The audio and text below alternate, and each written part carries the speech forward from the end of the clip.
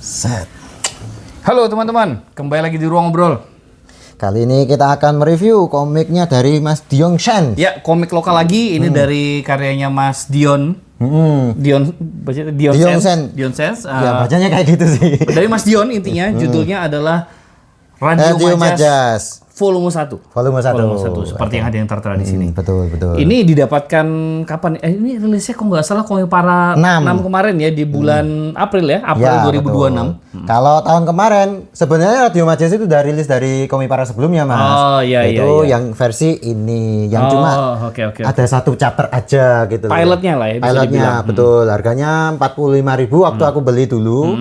Dan di sini harganya menjadi 90.000 dan ngomong-ngomong teman-teman, ini lumayan tebel. Cukup gitu. tebel. Dibandingin sama ini gitu loh. Sama pilotnya ya. Pilotnya. Iya. Dan ini bisa kalian dapatkan di Kuratoro. Nah, ini bisa dicari langsung di marketplace-nya Kuratoro ya. Betul. Oke, harganya berapa tadi? 90.000. 90.000. Kayak gitu.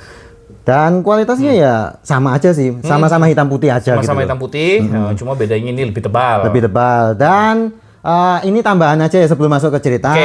Di sini ada perubahan. Perubahannya adalah terletak pada secara cerita itu memang sama aja, Mas.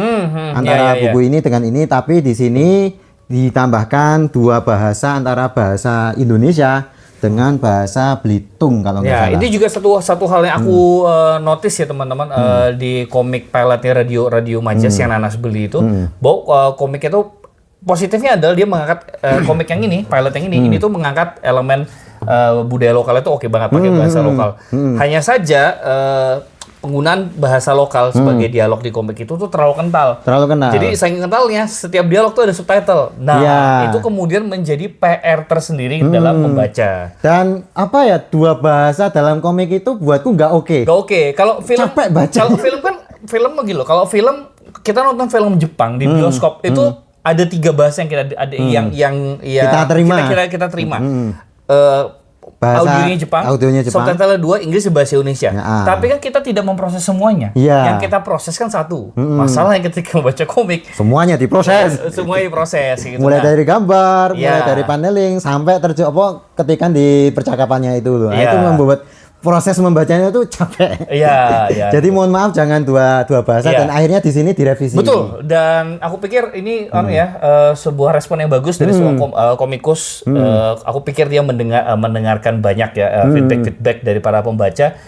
Seperti yang kalian bilang tadi. Makanya ketika masuk ke volume 1, Radio Majas itu masih mengangkat elemen lokal yang sama. Sekali lagi mengangkat elemen lokal Belitung, budaya dan bahasa Belitung tanpa kemudian pakai dua bahasa. Betul. Sesekali adalah penggunaan istilah atau full kalimat dalam bahasa Belitung yang juga diterjemahkan, tapi itu tidak semuanya. Kalau ini literally semuanya soalnya.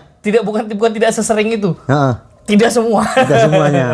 Gitu. Dan itu improve banget karena pertama dari segi membaca, kenyamanan membaca tuh oke banget. Betul. Nah, ceritanya sendiri adalah kalau mau dipersimpel ini adalah dua sejoli yang menyentuh ranah tabu.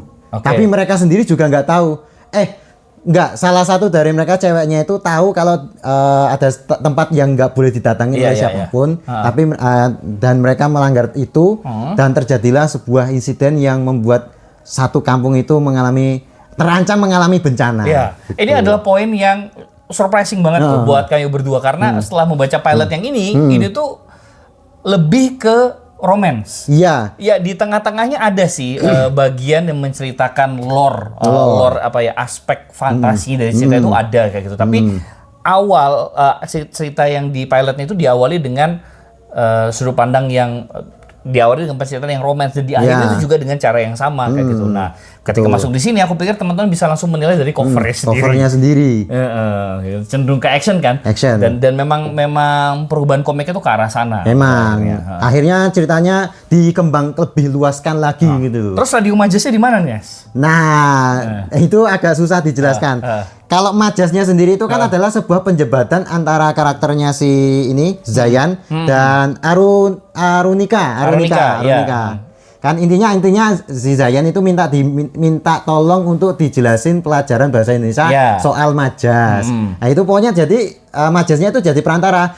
Kalau radionya sendiri, si Zayan itu bekerja di radio. Ya. Waktu sepulang sekolah. Iya, dan pertemuan ini kemudian dikembangkan lebih lanjut di komik yang ini untuk kemudian berkembang menjadi sebuah ya action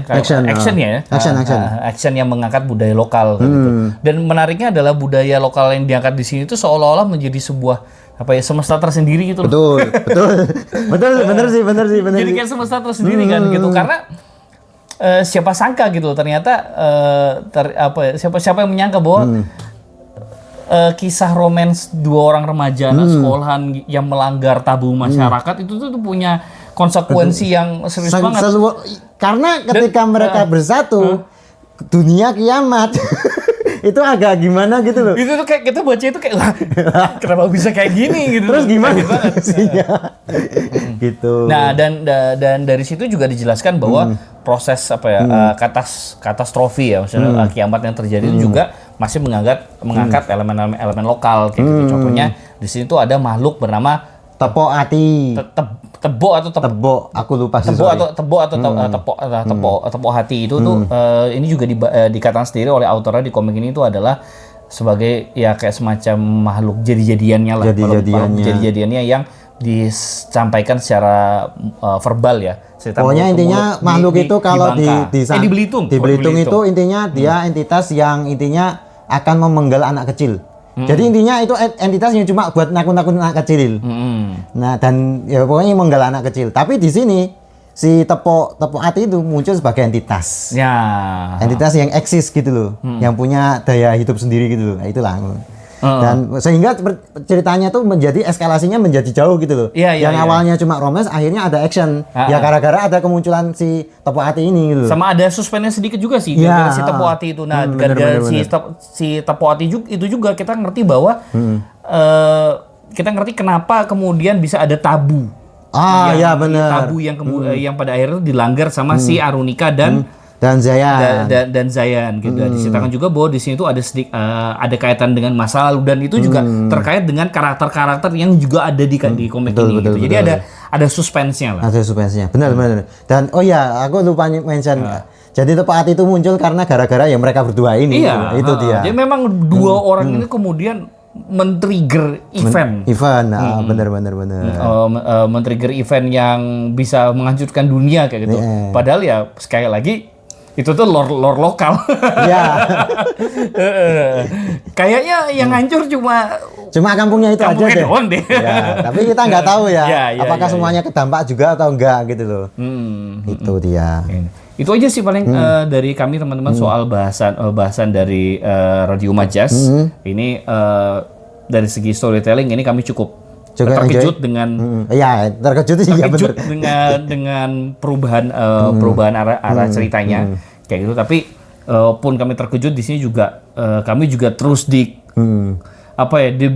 terus dikejutkan dengan dengan twist dengan plot twist yang kami juga nggak nyangka bakal kesana gitu loh. Banyak banget nih kemunculan karakter baru, ini siapa, pokoknya tambah menarik gitu loh. Dan ceritanya ditarik menjadi lebih luas. Nggak cuma mereka berdua aja gitu loh. Dan terus saya harapan kami karena ini sudah dimulai dengan volume 1 ada volume kedua. Betul. Semangat Mas Yon. Mantap. Oke, itu aja Nas, ada lagi Nas? Udah cukup. Oke, itu aja ya teman-teman obrolan dan bahasan kami soal Radio Majas. Kalau mau ngobrol-ngobrol soal komik ini langsung aja tulis kolom komentar. Jangan lupa like, share dan komen dan juga subscribe. Ya, itu dia. Dan juga klik tombol hype. Nah, itu sering kelupaan. Iya. Oke, sampai jumpa lagi di obrolan komik lokal berikutnya. Bye.